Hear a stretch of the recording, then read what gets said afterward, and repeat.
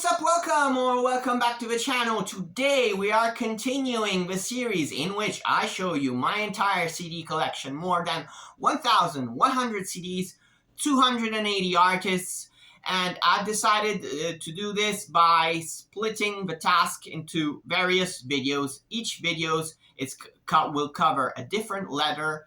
So today we are dealing with the artists that fall under the letter C. Now, I've linked a playlist in the description of the video, so if you want, you can watch all of the episodes from A to Z when I will, of course, have finished filming all of the videos. Letter C isn't really that packed with artists, but it does have one of the biggest discographies in my whole collection. It's actually my second biggest discography in my whole collection, and I think you guessed it by looking at the thumbnail and by looking at the t-shirt I was wearing in that thumbnail. But anyways, without further ado, let's go on. So the first artist that falls under the letter C in my collection is Cain's Offering, and this is a side project from some members of Stradivarius, and that is Jens Johansson on keyboards and Timo Coltipelto on vocals. Here you also have the ex-guitarist of Sonata Arctica. I don't really remember his name, but you know, the one with the red hair that played on the first 3 or 4 albums by Sonata Arctica. But anyway, these guys together made this band, this super project, and they released 2 albums. This is the second one, so of course it's power metal, and it's pretty good symphonic power metal. I'd have to say this is very melodic, very fast. I mean, it's what you would expect from a combination of Sonata Arctica and Stratovarius members. Next up is Caladan with Echoes of Battle, and this is a band from the US that released, unfortunately, only this album back in 2014, and this was, created a real buzz in the metal community because this is an incredible atmospheric black metal album based on fantasy themes. It's anthemic, it's big, it's grandiose, it's epic, it's absolutely amazing. If you like stuff like Summoning, please check out this album, Caladan Echoes of Battle. Okay, next up we have Camel, the progressive metal titans Camel from England. And yeah, this is a real classic of the whole progressive rock genre of the 70s. And I absolutely love 70s progressive rock, as you will see in the rest of my discography, stuff like Pink Floyd, King Crimson, Emerson, Lake and Palmer, Genesis, and so many more. And yeah, this to me is the best album by Camel. I mean, Lady Fantasy, wow, what a track. Incredible.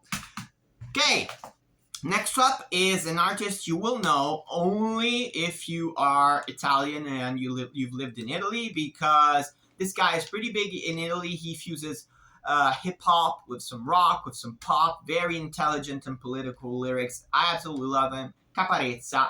This is his first album, Verità Supposte, Habemus Capa. This is my personal favorite, Le Dimensioni del mio caos, Il Sogno Eretico. This is Mosaica, and this is his very, very last album, Exuvia. Okay, moving on. Next up is Cattle Decapitation with Terracide, and this is the only Cattle Decapitation album I have, and it was my introduction to Cattle Decapitation, actually, and I was blown away. This is an incredible technical death metal album, and it ended up being one of my favorite albums of 2023. I believe it was in the top 15 or something like that. Anyway, I made a whole video about my favorite albums of 2023, so if you're interested, check it out. This is some incredibly technical and brutal death metal. But in this album, Caladan also opens up to some experimentation, I feel, to some grandiose passages, to some symphonic elements, which sounds strange for a band like Cattle Decapitation, but that's how it goes with this one. Anyway, amazing album. Next up is another Italian hip-hop artist, and this is Claver Gold, and the album is La Maggior Parte. This is, yeah, just a very good hip-hop record, but again, you will only know him if you are Italian, probably. So, next up is a band I really, really love. So, if you know the band Helveti, the Swiss folk metal band, well, at one point in 2015, there was a split within the band, and 3 members left: the guitar player, the drummer, and the singer slash hurdy-gurdy player Anna Murphy, and they formed this band, Cellar Darling. This is kind of a progressive, folky, hard rock band, and they made 2 albums under Nuclear Blast, and I absolutely love this band. I got to see them for the first time at Wacken Open Air. The second one is a concept album, and it's really, really interesting. Her vocals are absolutely beautiful. Lots of folk parts, lots of hurdy-gurdy parts, but, you know, not as extreme as Helveti. This is more a progressive hard rock kind of style. And yeah, check out this band if you are into, you know, this genre, because this is an amazing band from Switzerland. Cellar Darling. Okay, so next up we got a band that needs no introduction, Children of Bodom. Now, with Children of Bodom, I don't have all of their albums, but I have the 3 albums that I prefer from them. And yeah, I know Follow the Reaper is not amongst one of them. I feel it's a little bit too sugary at times, that record. But I do love Hate Breeder, which I think, yeah, it's kind of a more, has more neoclassical approach to it, and maybe a little bit more power metal-y. With this one instead, Hate Crew Death Roll, I feel their sound becomes way more heavy, and this is actually my favorite Children of Bodom record, because it has those crushing guitar riffs, you know, with that kind of melodic death metal vibe, but also introducing, you know, a lot of keyboard parts, and yeah, some great songs like Needle 24/7, 6 Pounder, and yeah, I mean, this is full of amazing songs. And the other album I have from them is this one, in which they took an even more heavy and more guitar-based direction. Yeah, again, this is an album that to me isn't as strong as their previous 2, but it does have like a lot of bangers, like Living Dead Beat, Are You Dead Yet, In Your Face. Like, this is a pretty solid record, and to be honest, from then on, I'm not hugely interested in what Children of Bodom have delivered, but, you know, these 3 albums to me are really, really good. Okay, next up, we gotta have some pop, because we always have some pop in every letter of, you know, this series, if you have watched the previous episodes, and in this one, it's no exception, but this time we have some 2000s pop. Christina Aguilera with the album Stripped. And, you know, Christina Aguilera has an incredible, amazing voice. I am not a huge fan of her entire catalog, but this is the album from her that I like, mainly due to the singles, in which, like, she delves into so many different, like, territories, musically speaking. There's, like, pop ballads and more R&B stuff. And, you know, it's very diverse musically, and she showcases an amazing, amazing talent vocally. And yeah, I love, of course, the song Beautiful, and The Voice Within, and Fighter has a little bit of a rougher edge. It's a bit more rocky. And, of course, Dirty, the first single of the album. This is a pretty good, really good pop record. So, Christina Aguilera, Stripped. Okay, the next one is a band that I've recently fallen in love with and has become, like, yeah, one of my favorite bands, at least one of my favorite modern metal bands, and this is Code Orange from Pittsburgh, and this is a band that really explores and loves exploring, like, new musical territories. They started as, I'd say, as a kind of hardcore band with heavy industrial elements, with an alternative metal twist to it. And I don't have their very first album, but I have their second one, Forever.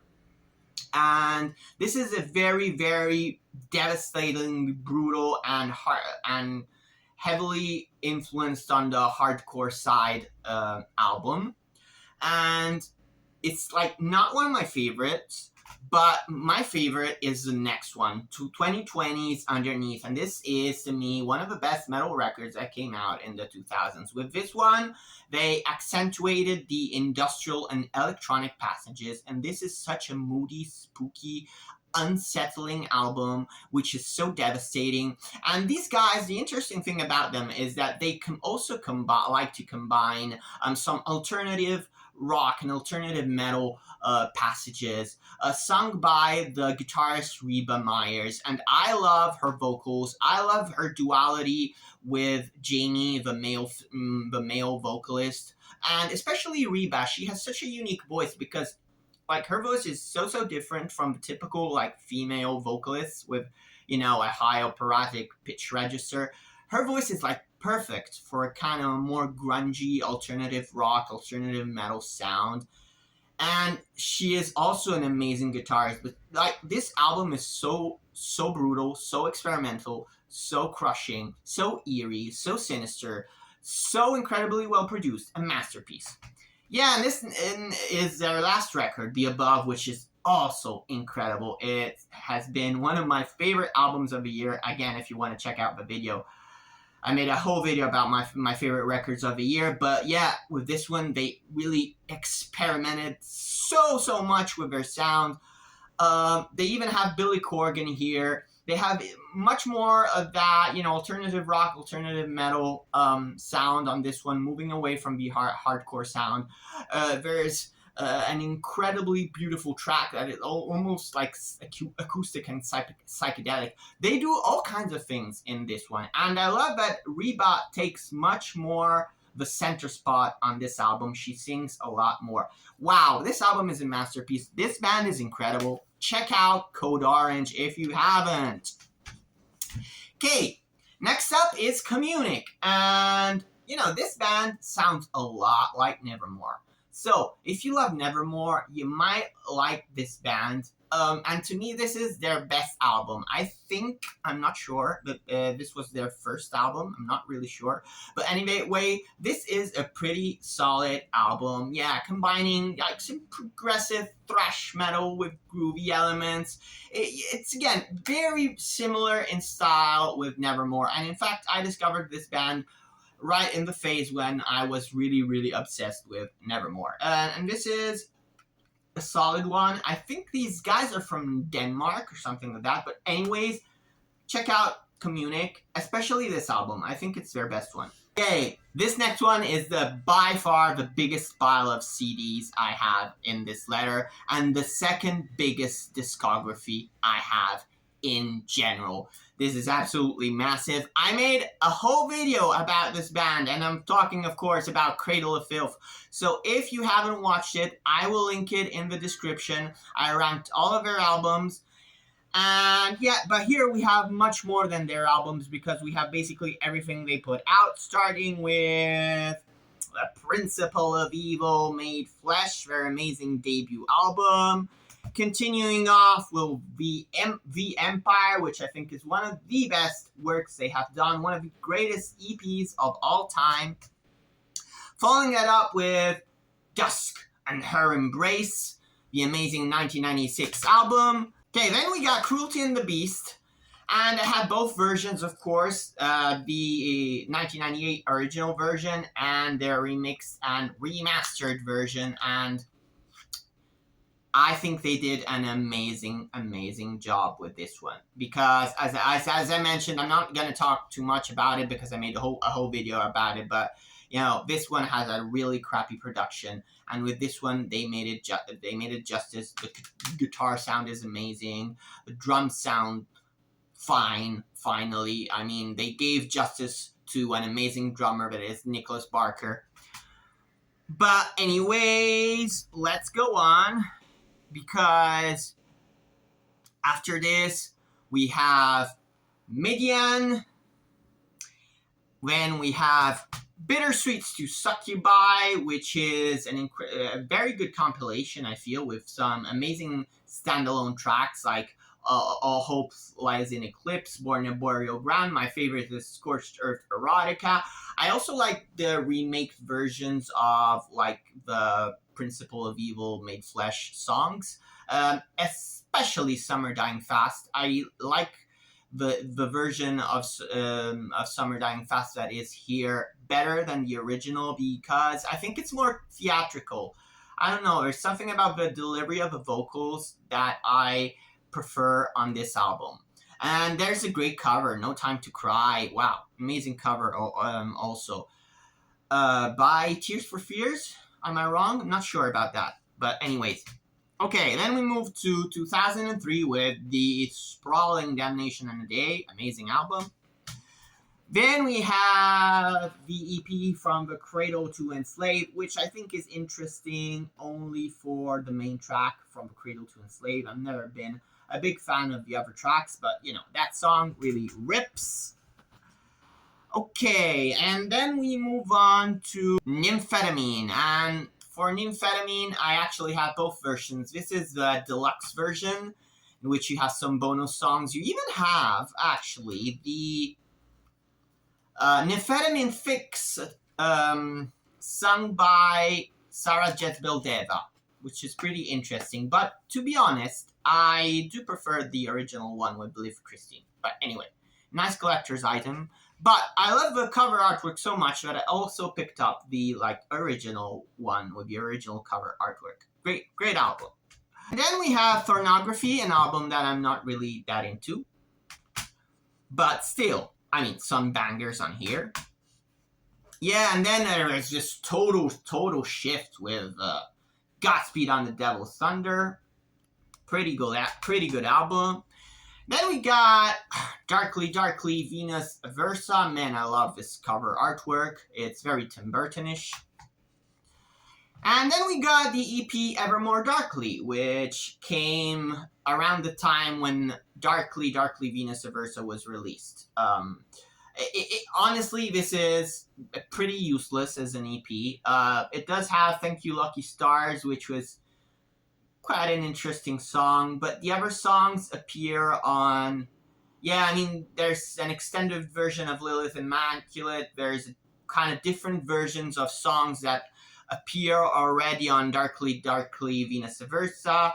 And there's like the orchestral version of Summer Dying Fast, which appeared on Midnight in the Labyrinth, which was their totally orchestral and instrumental album, which to me was an album that had potential, but in the end lacked in quality. I didn't really like how it turned out to be, especially in the production side of it. It felt like very unfinished, and you know that they didn't have really a big budget to produce it, and subsequently, and then it ended up being not very good, at least to me. Okay, and then we come to Manticore and Other Horrors. This was the first album that I got as a new Cradle of Filth fan, because I got into Cradle in 2011 and this thing came out in 2012, so it was pretty exciting back then. And then we come to the last stretch of albums and a resurgence from Cradle of Filth with, Hammer of the Witches, and then Crypta, The Seductiveness of Decay, and then... Wow, what an amazing album. Existence is Futile. What an amazing album this is. Wow, blown away. And I can't wait to hear their new record that I think is gonna come out at the end of 2024 and will feature the collaboration they did with Ed Sheeran. I'm so curious to hear that, because apparently it will be on the album, as Danny stated in a very, very recent interview. Anyway, if you want to hear me talk way more about Cradle of Filth and go way more in depth about Cradle of Filth, go watch the episode, my ranked episode I just made a week ago. I'll leave it in the description. Okay, we've reached the last band, and this is Crypta from Brazil. A band made up of the ex-members from Nervosa, Luana D'Ameto and Fernanda Lira. But with this project, The girls focusing towards more of a like technical death metal kind of sound compared to a more thrashy sound that was Nervosa. And I wasn't like a big fan of their first album, but man, this one blew me away. Like this turned up the technical death metal side to 11, and maybe toned down a little bit the like epic sound and the more atmospheric sound they had on the previous one. But wow, this album is really strong. It has some amazing guitar solos and amazing guitar shredding by the two guitarists who Taina Bergamaschi and Jessica Falchi. Yes, that those should be their names if I'm recalling correctly. But yeah, wow, these two girls are incredible on guitar. Luana D'Ameto as well on drums is amazing, and this record is just banger after banger. It's got some interludes. One of my favorite songs, Dark Clouds, Stronghold is incredible. Trail of Traitors, Lord of Ruins, which retains that epic, atmosphere of their first album. But yeah, wow, great record released on Napalm Records, and this also made it in my top 20 albums of the year. So again, if you want to check out that video. Okay, guys, so we've ended the letter C. This one was a little bit shorter compared to A and B. And the next letters are going to be a little bit more packed with artists. But hopefully you enjoyed this video. So, see you soon with a new video, a new ranking, or whatever we may have in store for you in the future. See you.